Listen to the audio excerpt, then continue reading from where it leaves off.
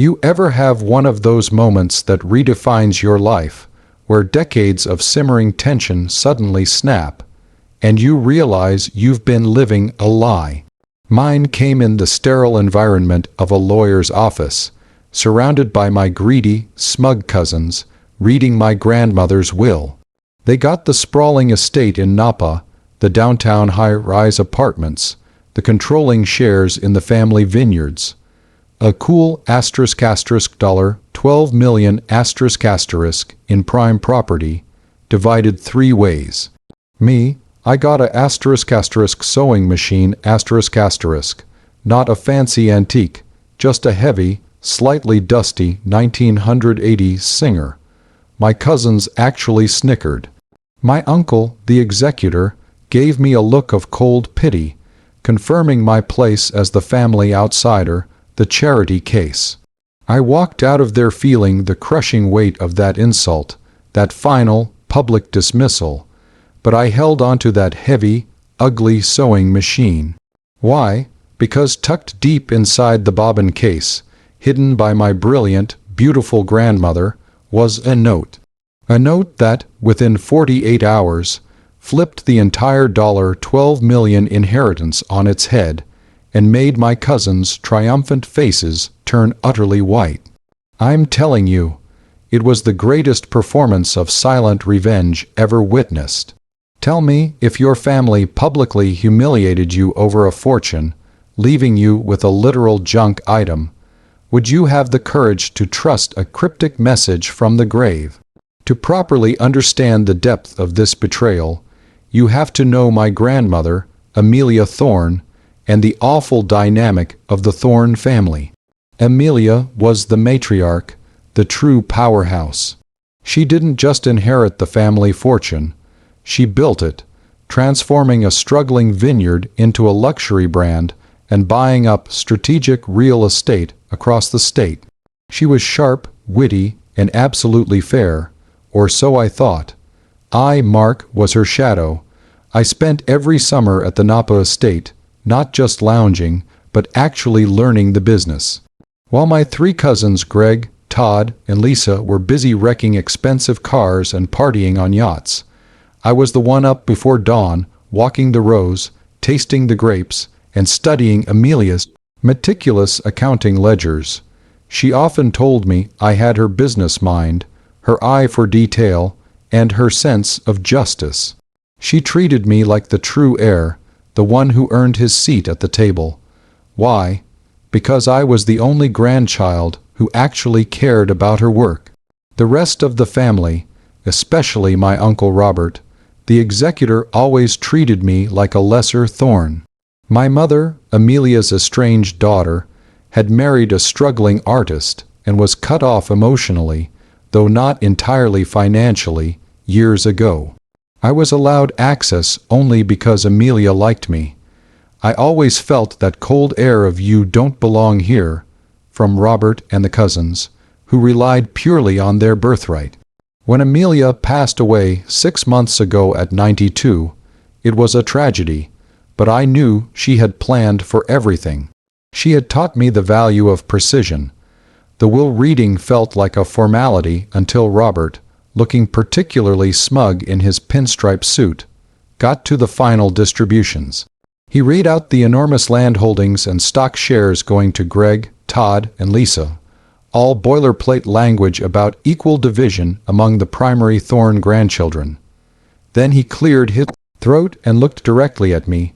The room, which was grand and mahogany-lined, fell silent, and finally Robert announced, a noticeable sneer in his voice, to Mark, the deceased son. I corrected him once, I'm her grandchild, just from the line she mostly disowned, but I let it go this time. She bequeathed one item, specifically singled out. ***one Singer model 185K sewing machine. ***. The sound of Lisa trying to stifle a laugh was painful. Greg muttered, "What, did she run out of money?" Robert handed me the key to a small, off-site storage unit where the machine was kept. The message was clear. My time playing family was over. I was worth nothing more than a piece of antique sewing equipment. I signed the documents, thanked Robert with a smile that felt carved out of granite, and walked out. I didn't say a word. I just drove straight to the storage unit, a pit of humiliation burning in my stomach. The sewing machine was exactly as described, heavy, avocado green, and ugly. It sat on a rickety wooden table inside the dusty unit.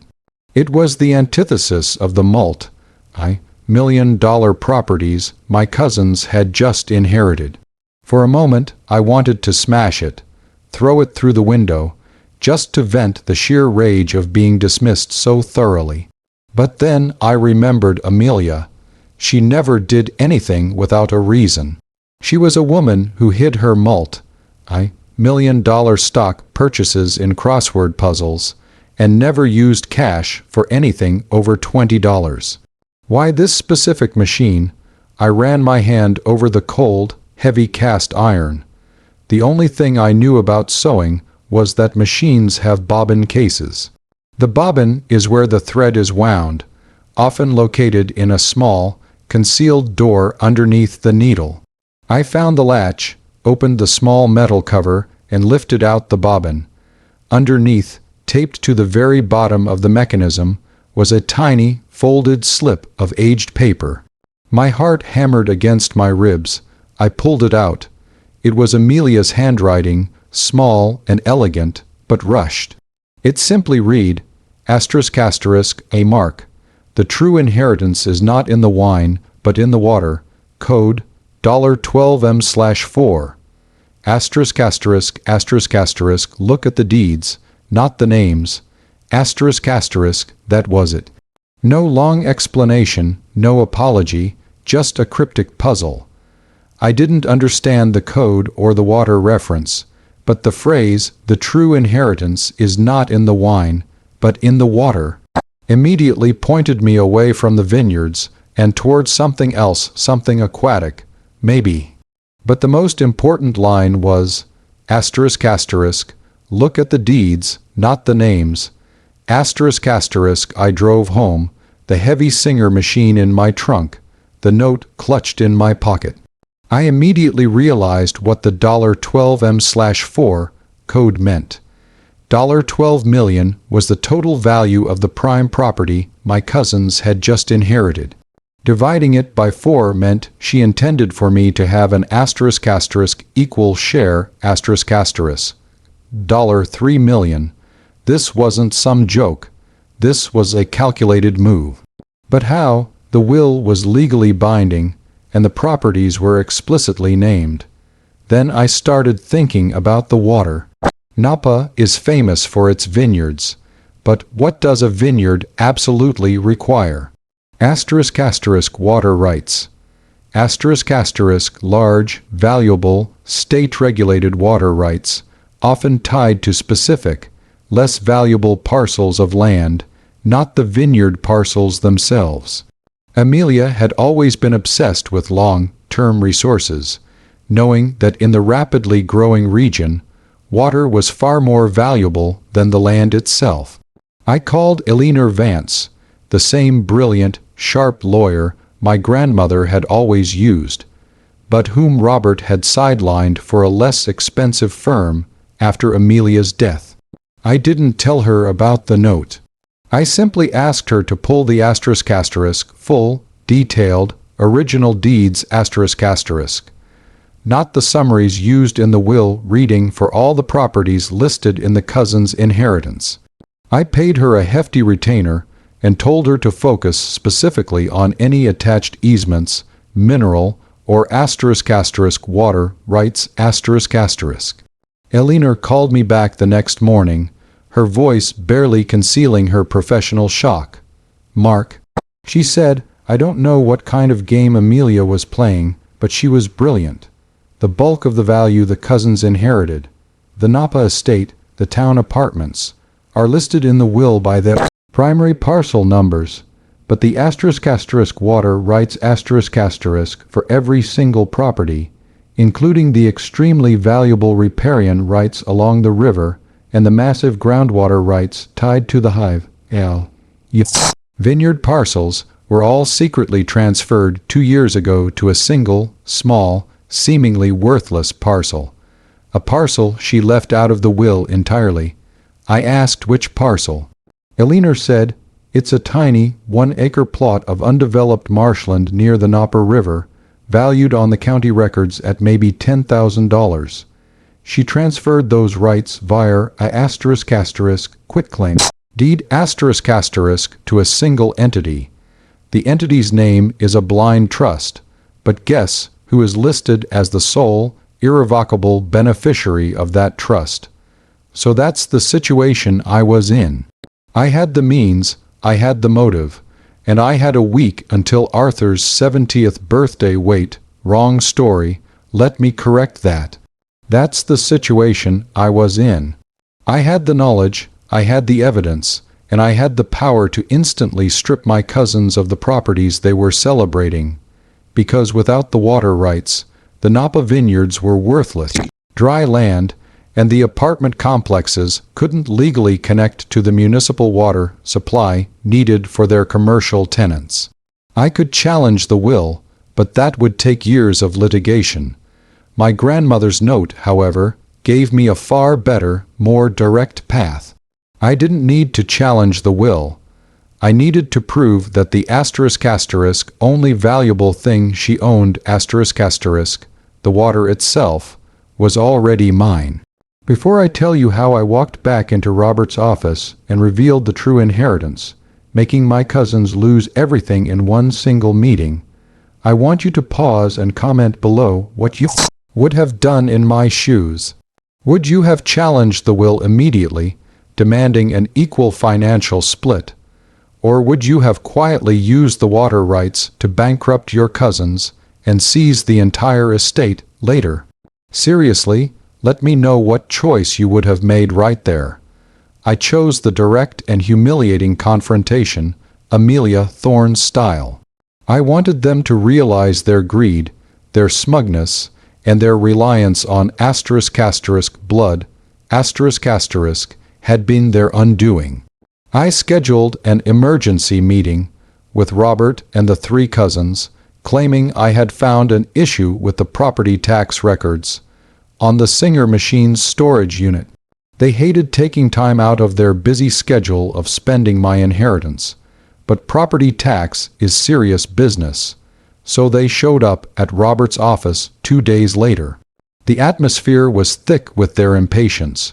Greg was scrolling on his phone. Lisa was filing her nails. Robert leaned back, annoyed. "Mark, get to the point. What tax issue could a worthless sewing machine possibly have?" I smiled, placing the ancient, ugly Singer machine directly on Robert's pristine glass desk. The contrast was ridiculous. "It's not about the machine, Robert. It's about what it revealed. It's about the true nature of Amelia's legacy." I didn't raise my voice. I was calm, confident, and radiating the same cold authority Amelia used to command rooms. I reached into my pocket and pulled out the small, framed copy of the quitclaim deed Elinor had prepared, along with a certified letter from the County Water Board confirming the transfer of all associated water rights. I didn't hand it to Robert. I slid it across the desk toward the cousins. "You see," I began, my voice steady, "you inherited parcels of land, expensive parcels, yes. But Amelia was a realist. She knew the land is worthless without the water. Lisa picked up the document, frowning. Todd peered over her shoulder. Greg actually scoffed. "Water rights? Who cares about water rights, Mark? We got the houses and the vineyards." "Exactly, Greg," I said. "You got the rows of vines, you got the stucco walls. But 2 years ago, Amelia transferred every single gallon, every easement, every single riparian right the lifeblood of the entire estate. One tiny, worthless parcel of marshland. A parcel that, as of 2 days ago, is now wholly owned by a trust I control. And as the sole beneficiary of that trust, I now own the water rights for all asterisk. The properties you inherited. The change in the room was instant and visceral. Lisa dropped the paper. Todd's face, which was usually a healthy red from expensive wine, went ash white. Robert lurched forward, snatching the papers, his composure finally breaking. He recognized the transfer number immediately. He was the executor and had missed this critical detail. No, that's impossible, that tiny marsh plot. It wasn't in the estate. It didn't need to be, Robert, I countered, leaning in slightly. Because Amelia ensured that the trust was finalized before she died, making the transfer of water rights complete. The properties you inherited are now literally unusable. The Napa Vineyard is a desert waiting to happen, and your high-rise apartments. Without my water rights, the city will revoke their commercial permits within a month. You can't even flush a toilet legally. I didn't threaten them. I merely stated the legal reality Amelia had engineered. I then showed them the final, certified document from the State Water Board.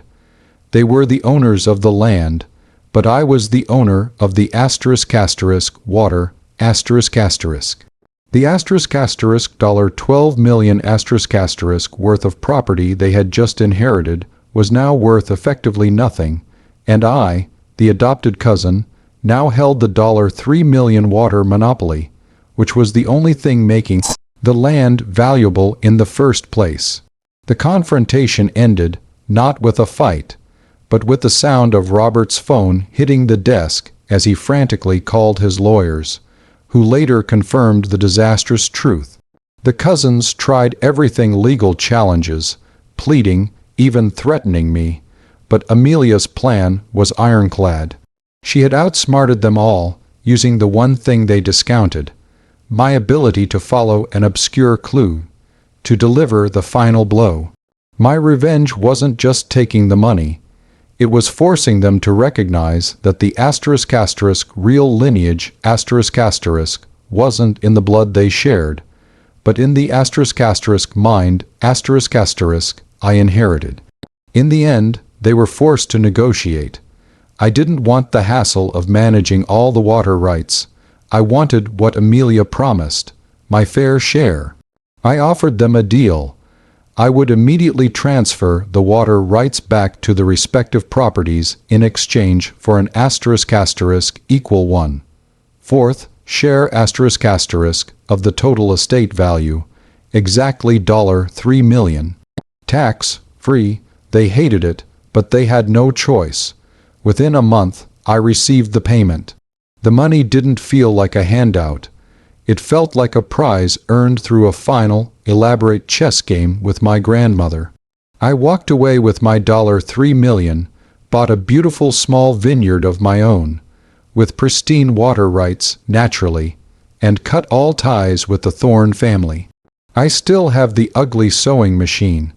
It sits in my office, polished, a monument to the day my grandmother showed me the difference between a legacy and a legal document. She didn't disinherit me.